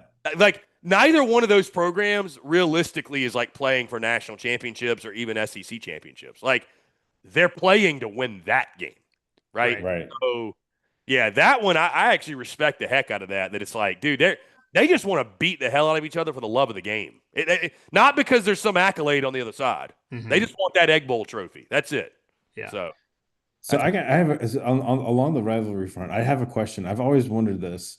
It's because you went to the LSU baseball out in Hoover, right? So and you spent a lot of time with Daly, right? So she has this fascination with A&M. Is that really a big rivalry? Because I never really like looked at that as a big what's funny about rivalry. that, John. You were earlier in the show when I was talking about like overrated and underrated teams, and like I was talking about the tiers. A and M, I literally hadn't mentioned them the whole show. I can't believe I just completely forgot about them. Like they forgot. So, if there's any A&M fans out there, sorry, but no, yeah, the fact and Joy does such a good job on her TikTok, just terrorizing those A&M people. Um, Yeah. yeah, but there is a so the SEC obviously just pitted those two against each other, LSU and A&M when A&M came in the conference. I think A&M just more so annoys LSU fans than anything Okay. because there isn't. Listen, LSU's done it. They're a legit program, big time, won national titles, Heisman Trophy winners. The whole shebang. They've done it all. A&M acts like they've done it all. A&M, there isn't a program in the conference, and I say this with love. There isn't a program in the conference with a more self-inflated view of themselves than Texas A&M. There Mhm. just isn't. There just isn't. Maybe Auburn is the other one because I just don't like. I just don't. And I say it with love, but like even when I went last year to Auburn, I'm like the way like we talk about Auburn as a program, and then like you see like they got two national titles, and granted one of them happened in like the 50s, and the other one was with like one of the greatest college football players of all time with Cam Newton. Yeah. Like we talk about them as if they've won double or triple the amount of national titles they actually have. It's like what you know what I mean? Like, are they really that program we make them out to be, or should their expectations every year to be to go? If we go 8-4, we had a pretty good year. Like you know, I think that's what you're saying. Tommy Tuberville just that's rage wild. quit. That's wild. Yeah, but A&M, man, I just again, I think A&M fans, yeah, A&M fans know exactly how to get under LSU fans' skin, and it's the fact that LSU just, for whatever reason, cannot win that game in College Station. So Okay. it goes back to the whole 7 overtime game. They A&M people printed the cups to like, and like also too, LSU fans hate A&M and A&M fans because you talk some trash LSU people, like they take that pretty serious. Like they're a rambunctious bunch. Put it Yeah. that way. Yeah. They don't need a whole lot of reasons to not like you. So A&M has talked just enough smack and yeah, runs their mouth just enough to it really. So I don't know that I'd classify it as like it's like one of the great rivalries of college, Okay. but it is. Yeah. But it is. There's a It's just lot of joystick. yeah, it's joystick, and there's just a lot of because again, I mean, good buddy of mine, Blake Ruffino, I do a show with weekly, and he's the owner of AYS Sports, which is a big LSU entity, in my opinion, the best one. But I've talked to him about this very thing. I had him on the week of that game last year, LSU A&M, asked him if it's a rivalry, and he's like, not in the traditional sense, but like Texas A&M is that guy that rolls up to the bar in the jacked up truck, and he's like 5'7", and you're like he's overcompensating for something. Like he absolutely is. Like that's kind of A&M, and like, but they don't know when to shut up. So the guy at the bar who's just running his mouth, who doesn't know when to shut up. So like at some point like that, yeah, they don't take kindly to that. So and like A&M, I think a lot of them think they are superior to LSU. That's what really pisses them off. Yeah. Like, that's what really irks LSU people. It's not like when I went to Georgia, Bama, like they hate each other, but like there's a mutual respect between Georgia and Bama people. Like, Hmm. hey, we know y'all are good, y'all know we're good, respect it, right? Right. Yeah. Like that's not the case with LSU A&M. That's A&M funny. thinks they're on that level, and LSU like, no shot, you're not even remotely close to us. We So That's have funny. we have that's a a fun one. threshold. Yeah. We have a threshold on the podcast for what defines a rivalry. Yeah, we have I, criteria. I would We have love to. criteria. Oh, by the way, side note, that's probably the LSU game I'm going to this year. LSU A&M. So Nice. Okay. I Nice. try to go to like the most toxic environments I can find. So, what is the threshold for rivalry? I'd love to hear this. So there are various things that can qualify the game as a rivalry. I think we have three things. Oh, now I'm trying to remember all of them. One is like the game has to have a name. Or I don't know that it has to, but like if the game has a name, so like you mentioned Egg Bowl, that's a rivalry, Iron Bowl, right? clean old fashioned hate. Iron Bowl, yeah. The We got game. we got the cocktail party and we got the Deep South Soldiers rivalry. So it needs to have a name. Uh, Another criteria that could make sure it's a rivalry is if the schools cannot agree on the all-time record between each other, it's a rivalry. That's one that I love because we have That's funny. multiple of those. So we have that similarly with we have that with Florida. We had that with Georgia Tech. I think we have that with Auburn as well. Um, what was the other one? There might be I think there's a third one, but those two are really good. On a Those are the big side note, ones. people don't realize how good of a rivalry Georgia Auburn is. Oh, They really don't. it's unbelievable. Deep South's oldest Yeah, rivalry. Deep South's oldest rivalry. That's people do not that's probably a rivalry that doesn't get the credit it deserves. Well, because Really. historically, and again, this is my get off my lawn segment. It's like, that game used to be like at the end of the season. So many times, like Georgia or Auburn's like SEC title hopes rested on that game. And there's so many times that we took each other out of that, right? And now with it being so early in the season, it doesn't come down to that anymore. So I don't know, kind of annoying. Yeah, what is it? 65, 56, and 8. And Well, I mean Georgia's won the last 8 of them. So, right. I mean, you think about 8 years ago, what that would have been 57, 56, and 8. That I think that helps make a rivalry great too, man, when it's Oh really yeah. back. It's truly back and forth. Like that helps, Yeah, no doubt. totally. Okay, second one from Brett. What is the weirdest game you've ever seen in person? Weirdest game. Well, I mean Georgia Bama last year in Tuscaloosa was weird just because the blowout and then the comeback. Yeah. Hmm. I mean, if that had been pulled off, that would have been like just Insane. Oh Yeah. my God, the greatest comeback in SEC Kalen history. DeBoer might have been fired on the spot. Um, uh, I'll tell you this: the weirdest. I'm gonna take you back with this one. One of the best college football games I've ever witnessed. But I think because this game had electric offense, big defensive plays, it had baffling play calls, it had a weather delay. Like it was weird. 2014 South Carolina, Georgia. okay. That was the 38-35. Dylan Thompson sneaks it on 4th and inches. They bring the chain out. The Oh, iconic image of the chain. That I was there still, a link? Was there not a link? yeah, I still feel like that was the wrong call. Dude, so, dude, I was in the stadium for that one. Man, That's a good. that was a wacky football game. Like you had again, the game was delayed an hour and a half or so because of Hmm. lightning, so it essentially turned into a night game. It rained. I think that was the game. No, maybe it was after 2012 when I think it was Todd Gurley said he's like, I never want to hear Sandstorm ever again. But yeah, I mean, you had South Carolina's, that was Hudson Mason. Hmm. South Carolina's defense couldn't stop a cold. You had Dylan Thompson doing his thing. Brandon Wilds, big touchdown late. Mike Bobo inexplicably not giving the ball to Todd Gurley down in the red zone. Yeah. Down inside, what was it, inside the 5, I think. Yeah, and Just then Hudson all you had Mason to do got is just flagged hand it for off. intentional grounding, and then we got an intentional That was grounding kind to of pile yeah, on. the typical grounding, and then that was kind of Nick Chubb's coming out party a little bit in that game. Yeah. Uh, Yeah. and Todd Gurley was just he was a monster.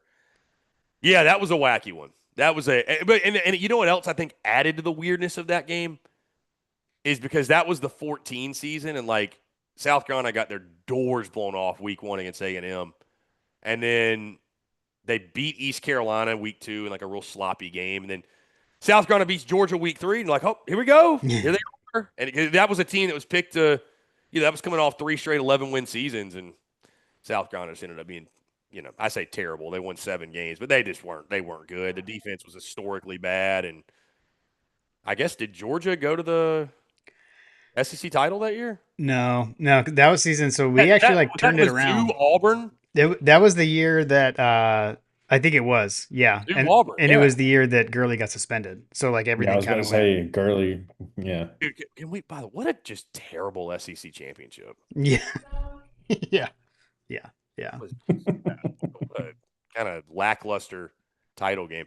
But I mean, here's the thing: if you ask me this question about baseball games, that Mm. I can answer easily. I've seen some just outrageous baseball games. But Yeah, that was probably the weirdest. I mean, I've seen a lot of funky ones though. I mean, we all have. I feel like at some point. So I feel Yeah. like there's probably one I'm completely blanking on, maybe even from last season. But For and giggles, what's your baseball game? probably the wildest game I've ever seen was the game two of the Super Regional between Florida and Clemson last year. That game Mm. was just out, dude. I mean, you had the crazy catch by Cam Canarella. You had Nolan Naraki trying to essentially get in Jack Caglione's face and act like they were going to fight on the field. Multiple suspensions. Eric Bakich gets suspended. He's yelling at the ump. Jack Leggett gets suspended from the dugout, or gets ejected, I should say. You had, a walk off to punch your ticket to Omaha. I mean, that game just had it all. That game had it all. So that's probably the wildest. That's the wildest baseball. That's 1A. 1B would be this season when I went to LSU and Bear Jones hit the walk off at 1:17 a.m. against Tennessee. Mm. They were I think they were down 3-0 going to the ninth inning, and just some Bayou voodoo magic hit the stadium, and yeah, Bear Jones pimped the ball harder than I've ever seen anybody pimp a baseball. So um, blasted a ball hadn't landed yet. So yeah, those two for sure, wackiest baseball games. Yeah. Cool. Nice. Nice. All right, John Michael D. Although this one might take us down a rabbit hole, but I love it, rabbit holes. how long until everything we think we know about rev share and NIL is obsolete again? A week? 2 months? Tomorrow. Yeah, it's like we thought we knew, and Tomorrow. then Yeah, dude, I got to be honest with you guys, and the point of his question, yeah, probably soon, but and this might sound bad, me doing what I do and SEC Unfiltered being what it is, but like, dude, like I don't want to talk about that stuff. I don't care, bro. Like I yeah. do care, but I don't. Like the the college football off season is so incredibly nauseating now. Hmm. Hmm. Like we're forced to talk about it because it impacts the sport we love. But if you like really gave everyone truth serum, I think even the common fans who tune into the content would be like, I would so much rather y'all talk about something else. Like we've never. That's why this time of year is so great because we are actually starting to talk about ball in the field. It's gonna be happening Yeah. in a couple weeks. Whereas, like, dude, we've never spent less time talking about football in the offseason. We've never talked yeah. about it less to a Yeah. point. I mean, dude, like funny enough, like I'm playing golf with Dwight and a couple other guys. This was a couple months ago, and I think it was actually in the spring. Might have been a few weeks before the G Day game, spring game. Mm. And I'm asking, and I like to get a gauge on where people are at, especially like people that are just like the common fans or whatever. Yeah, I'm asking them, and they're like, couldn't care less. I just don't even care. Like, Yeah. not even don't even want to go. Dude, I went to It's Bama. just out of your hands. It's just, there's just Yeah, nothing. You can't point to you can't you even can't rally point to around a guy. You yeah, can't rally yeah. around players anymore. Like dude, I went to Bama spring game. Complete joke. I mean, it was a complete joke. I, they're out there like they're running drills and you're not even it's not even football. It's Yeah. yeah, the off-season product of college football is just deplorable. But thank goodness, Saturdays are still Saturdays. Like Hmm. Saturdays in the fall still hit. That's when them boys run out there with a G on their helmet, all that other stuff will go to this wayside and we're playing football. You know what I mean? So Yeah. but like again, I don't say that as like we do talk about it and like I'm not saying I want the sport to I want the health of the sport to improve. But like, I didn't get into this business to be like, there's a really popular thing right now, guys. If you go look, hell, Donald Trump jumped into this, but it's the popular thing where it's like everybody wants to be the guy that saves college football. Like, Hmm. and I'm not calling anybody out, but you see people on Twitter like, if I were the commissioner, I'd be doing this. Or like this is what I should do. Like this is what we. I'm like, my God, can you stroke your ego anymore? Like I didn't get into this business to be the guy that saves college football. I want to talk about college football. I want to watch college football. I want to go to tailgates, go to games, make predictions, have a good time. Y'all worry about saving college football.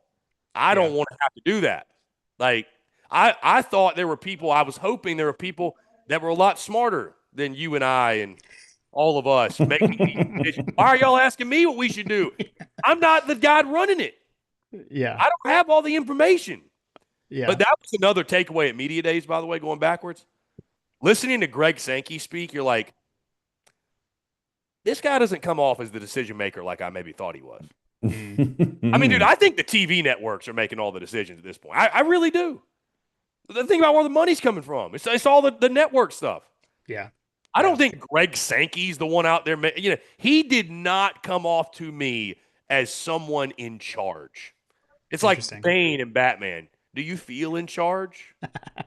Well, it's I probably because the power is slowly slipping out of the conference commissioner's hands and moving towards like we said, like at the SEC championship, the SEC doesn't matter as much anymore as assembling a team that can compete for national championships. It's the national championship or bust. It's the exact same situation as the college basketball. and I don't know where it stops, man. I really I don't. mean, I think that I've been saying it for ever since day one when they started paying players, is like when it was just the absolute wild west, is just bring on the contracts, bring on the salary cap, and just call it what it is. Like just across the board, this is the cap. Or screw the. I think that all the lawsuits that are going to come out of this whole law or whatever executive order or whatever we're trying to do to stop the collectives, basically getting thrown out. So now it's like, oh, the collectives can actually still operate now. So it's like you've got the money coming in from the rev share, but then these collectives can still do whatever they want, really. And it's like there's really no like there's nothing stopping Texas from continuing to assemble a 40, $50 million roster every single year because they've got the bottomless pockets. And I'm sick of it. It's just like just give everybody an operating budget, and then whatever you can do from there, figure it out. Yeah. I think you're right though. I think back to John Michael D's question, like who knows? And probably soon. I mean, When it'll change again. anything we say is just Yeah. some opinion we have that who knows. It's hard to like have any basis of why. But John, I think you hit the nail on the head, man. Like I just, the revenue sharing stuff sounds great in theory, but Trump comes out with this executive order, like let's stop pay for play. And it's like, yeah, and then in the article it's like, there is not anybody we don't know who's going to enforce this. It's like, You oh, can't Right. enforce it. Yeah, Yeah. exactly. just did that. They're like, you just want to feel good about. And by the way, it's funny. I talked about this on our socials, and of course, the comments are about as messy as you would think. I'm like, this has nothing to do with politics and all to Right. do with Right. college football. It's Right. just a college football take. Like, but that we just got a lot of people that want to save the sport, but they're not really doing a whole lot. And it's disheartening. Like, because I'm a huge baseball guy. Like, if you follow along with us, like we cover baseball. I think harder and better than anybody else in the SEC sphere. I truly believe that. Um, the baseball community, college baseball, it's like grow the game. Like we love the game. We love college baseball. Yeah, everything's awesome. Like everybody rallies around, like pushing the game, grow it. So it's disheartening coming from that school of thinking and that type of vibe and that type of energy to, man, college football has never been worse. Hmm. College football has never the product like just the state of the game has never been worse. It's never been less likable than it is now. We Really, talked, if we're really honest. we talked about that last week. I think that where some of these players over time are going to figure out these brands that they're able to build by swapping teams left and right. You cut off an entire fan base. Like, let's say you're a let's say if Jalen Milroe decided to transfer last year, right, his senior year, and go somewhere else, play at USC or something like that. Like all of a sudden, the people that just loved and followed him and invested in him, like all of a sudden they're completely turned off when he goes to the NFL. Now he's got nothing to fall back on from a fan base standpoint. Whereas you got guys from the past that, they're legends at the University of Georgia or the University of Alabama because of what they did. They stuck it out for 4 years. Like DJ Shockley to me will always be that guy for Georgia folks because he waited his turn all the way through. And I don't know that you'll ever see someone like DJ Shockley again. Just one like sat the bench, rode the pine, let someone else take the shine, and then the senior year just balled out. Yeah. I mean, think about Carson Beck. Is he going to be welcome back with open arms anytime soon? Hell no. I Mm. mean, I don't, I know that some of the fans didn't like maybe love him like last year, but nah, if he just stuck it out, I think Carson, dude won an SEC championship, but now, no, not He's even. not going to be selling insurance in the state of Georgia. Let me just tell you Yeah. that. No, no, no, no. He's not. So yeah, you make a great point, man. I think I, you know, I I don't think even know that he'll be selling insurance in Miami by the end of the year, hell, but I mean, a lot of kids are losing their the bag is making them lose sight of the bigger picture. Yeah. correct. On the flip side, I mean, God, you got people throwing this crazy money in these kids' faces. Yeah, $4 or $5 million a year. I get it. Like that's generational, But then, right? like, Yeah. like, I got to be honest. I think college football needed a story like what happened to Nico. We Mhm. needed somebody for it to backfire. Yeah, We exactly. need that. We need some, and he's still getting paid, but like, dude, there's nobody who thinks he upgraded his situation. Like I, he was crazy for making that move. I Crazy. still I Yeah. still wish someone had I still wish that Florida got nailed to the wall for what they did to God, what was his name, Jim? Rashada. Rashada. Yeah. I wish that the universities themselves would get nailed to the wall too for That Rashad. the promises that they make and don't fulfill. Yeah, his whole career is kind of taking a tailspin because he was Yeah. at Georgia last year, right? Yeah. Yeah. Yeah. Yeah. So that's so interesting. And now, Yeah. now he's where is he at now? I feel like some So he small. went somewhere that they're like bringing back football or something That's, like this somewhere that's like either just jumped up to 1A or whatever FBS or jumps next year. Like San Diego or something out west. yeah. So they apparently, yeah, April 25th they logged a predict. Did he go to Sacramento State? Is that where he ended Yes, up? that's it. And they're like trying to jump up. And so I think they've got a bunch of NIL or something. They've got like a alumni base that is helping them grow their roster, That's from what I crazy. heard. Yeah. Yeah. Hmm. All right, let's here. This one let me hit one more and definitely want you to get to experience this, Chris. So this listener question comes with some theme music.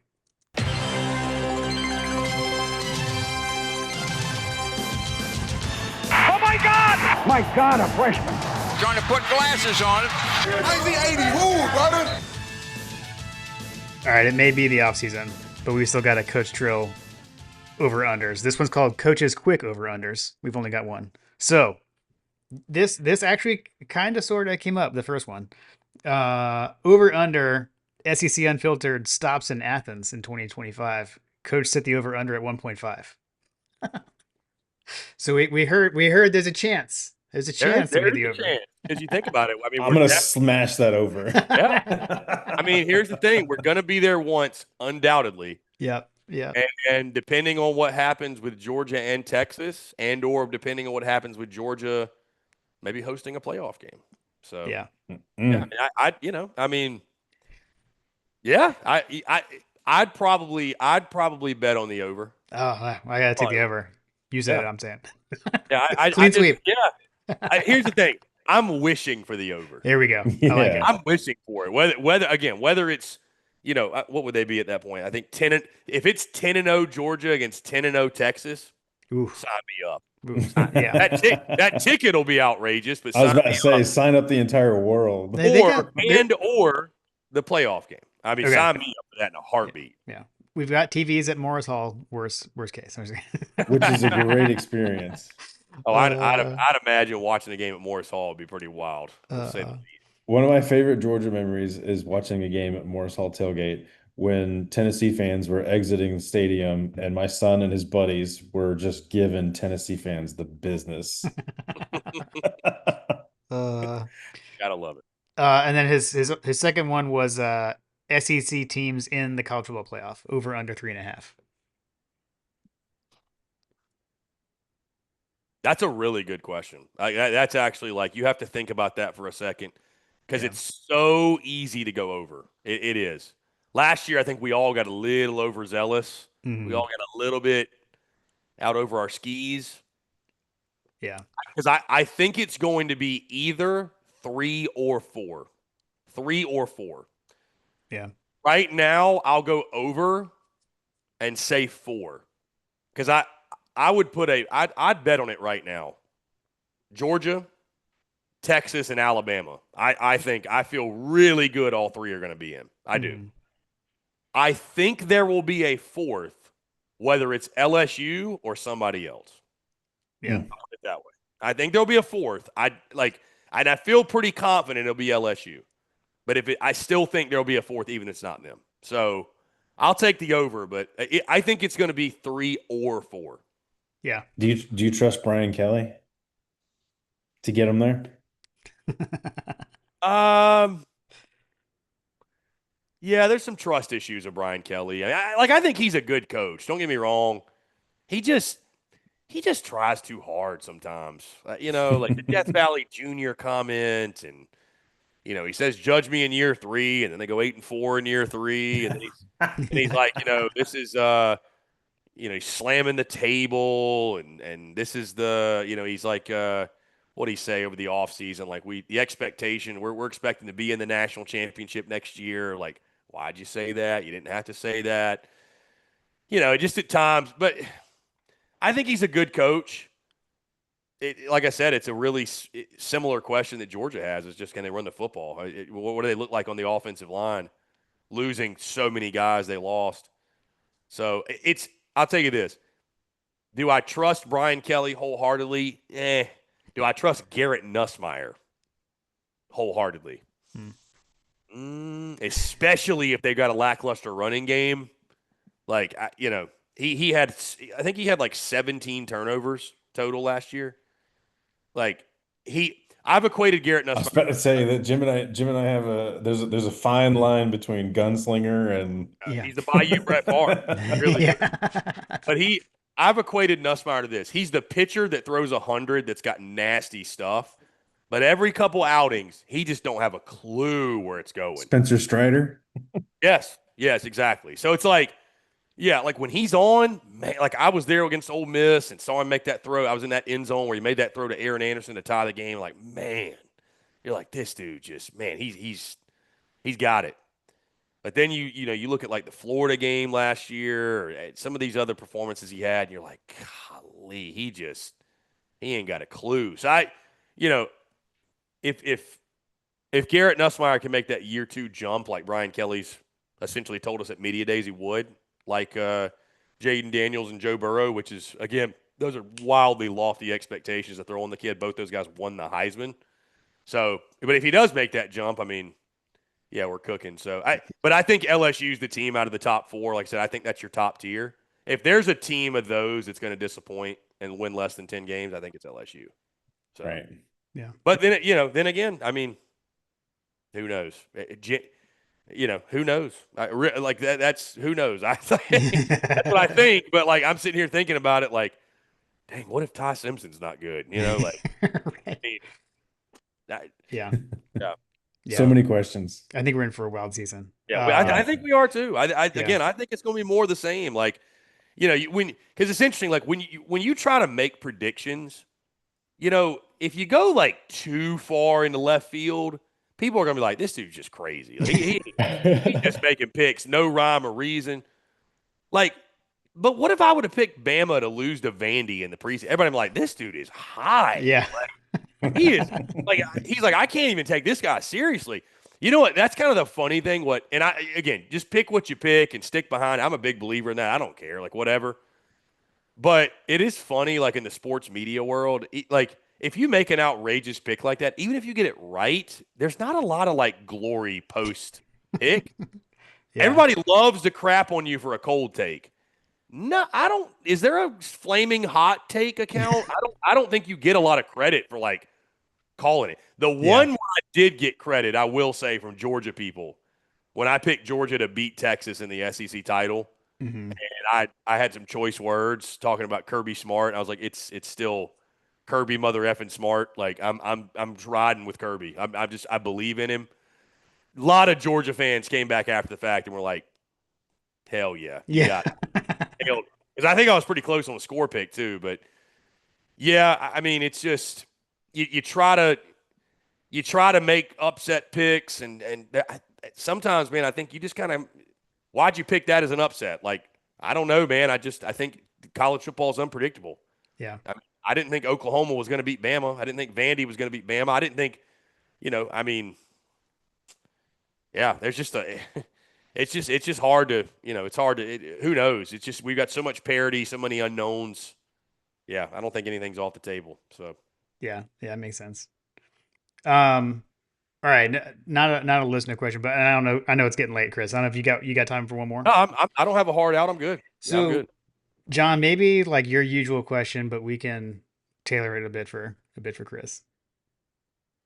Yeah, yeah, I guess normally we would ask like what's your Georgia story, but I guess what's your SEC story, Jim? I don't know how to phrase that question for Yeah, I him. guess so. If we have like a Georgia fan Like a on fandom. or something, yeah, like what's your story? Like what you do it? So I mean, could Well, be school, could I be a have a team, very, could oh be yeah, just a college football in general. yeah, I have a very interesting fandom story for you all. There's parts of this story I can share more so in detail off the air. Okay. I was born and raised I was born and raised a South Carolina fan. My grandfather was the one that got me into it. Around I was around 11 or 12 when it really clicked, like how amazing college football was and how life or death it was. That was like beginning of 2003. So like the '03 season was the first season where I really remember like investing and like understanding what it all means, right? Yeah. Anyways, born and raised a South Carolina Gamecock fan. Again, I'm from South Carolina. Diehard is all, diehard as it gets. Like I mentioned, I was at the '07 South Carolina Georgia game. I was at the '06 South Carolina Georgia game. I would watch every game in the garage of my grandfather. That was just like our thing we did.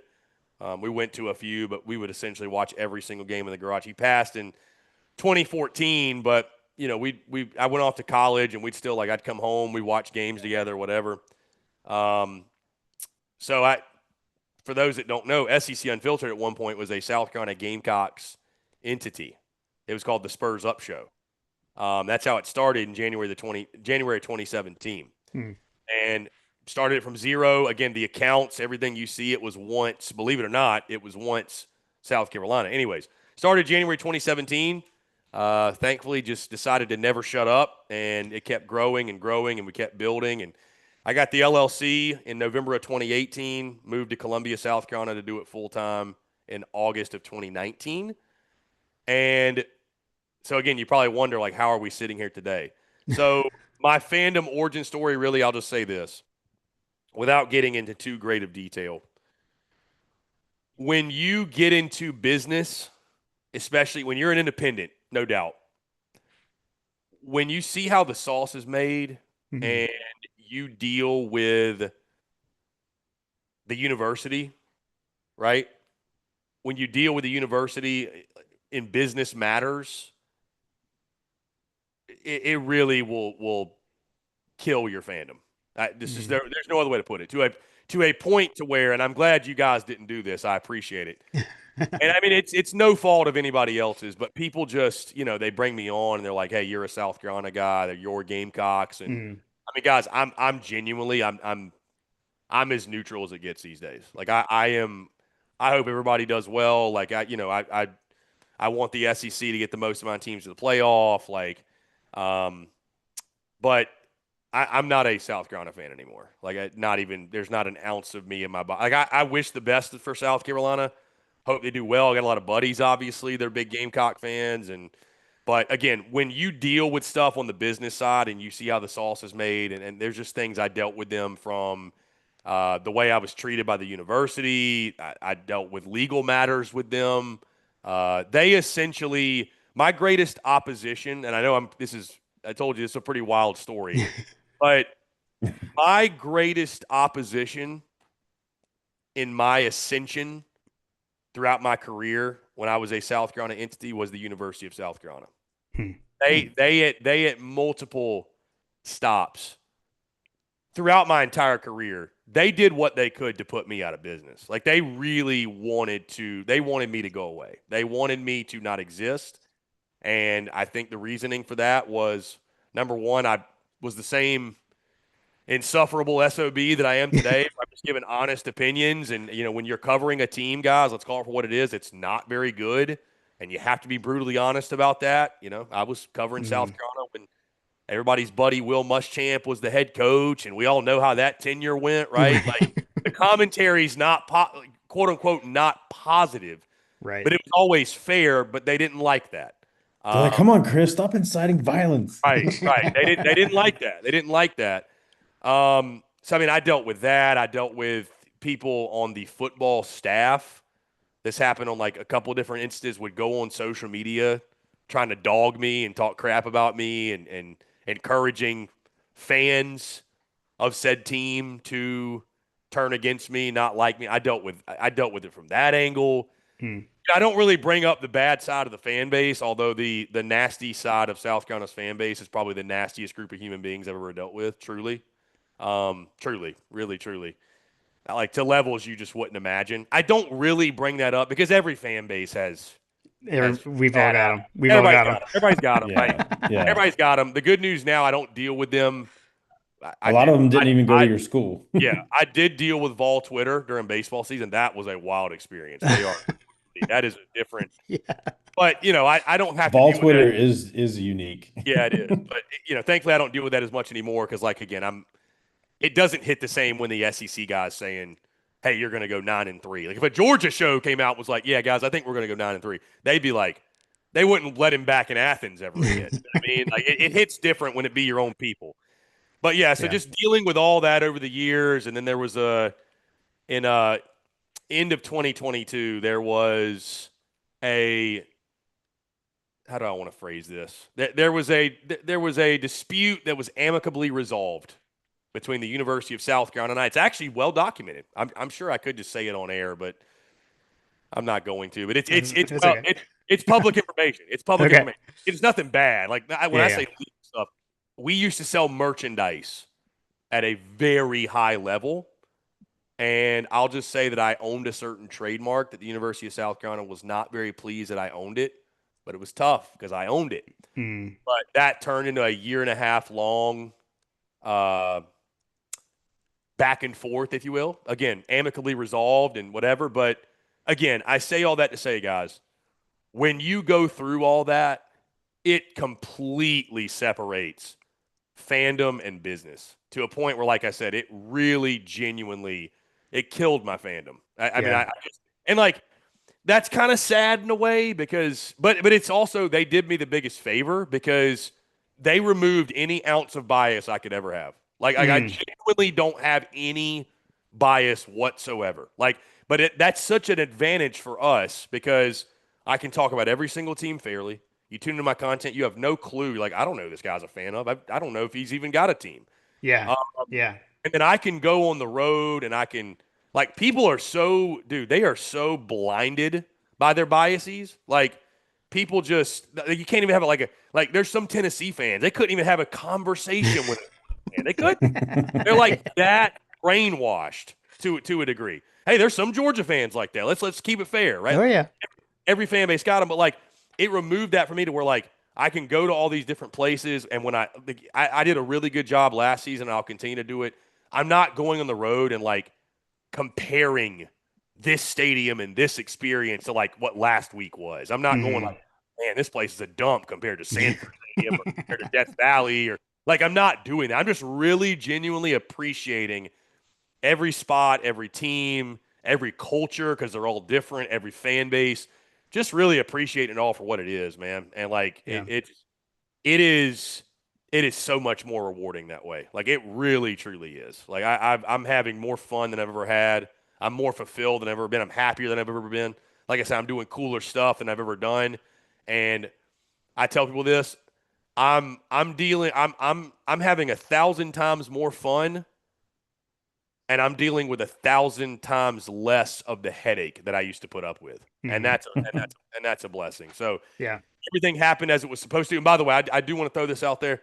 We rebranded, relaunched December of 2023 to SEC Unfiltered. It was always an idea that I had. I just knew as an entrepreneur, I have entrepreneurial goals. Hey, if you want to really grow and expand, covering one team is going to be and especially a team it's not like covering Georgia, who who goes to national championships and wins at a high level, you're going to have to scale.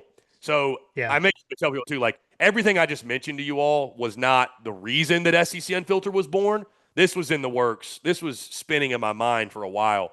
But I'd be lying to you if I told you that stars align and I think doors open at certain times. And I remember thinking to myself, I was waiting on a signal or a sign that when was the right time to make a move like that. And one thing led to another, and here we are. So like I said, I'm grateful for it. Wouldn't change a thing about it. So that's my origin story. That's my fandom.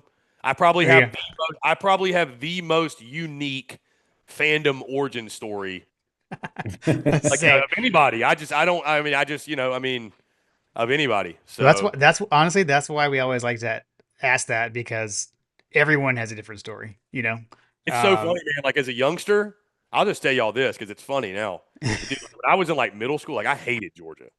Because you're a Yeah. It South looks Carolina. like you hate South Carolina. It looks like you hate Clemson a little bit more if you look behind your head there. Oh, There's they a got the there's a loser. logo. There's Yeah. one logo there. The loser sticker. No, but it was like I hated Georgia because I had it's funny. He's a really good friend of mine, and he ended up working for Georgia. He worked like in recruiting or whatever, and I actually linked up with him at the tailgate last year. We were laughing about it because we were kids, and I was a South Carolina fan, and I grew up in North Augusta, South Carolina, like on the border right there on the South Carolina side, Augusta on the other side. So like we'd go to church in Georgia. So I was surrounded by a lot of Georgia people, Clemson too, but a lot of Georgia people. And yeah, dealing with the dogs when you're losing to them was not quite especially like I said, as a kid, you take it so serious. But Oh, no, yeah. dude, I got all the fan bases are great. I mean, I got nothing but love for all of them. Georgia certainly, it's been really awesome. Um, the way that they've embraced us and embraced me, and like I said, I can't say enough good things about. And it's funny, man. Like I cross paths. I've known John for a good little bit, Mhm. a couple years. It was so cool, man. Like I think the first time I met John in person, if I recall correctly, was actually last year in Tuscaloosa, and that's when I met Oh, yeah. Dwight.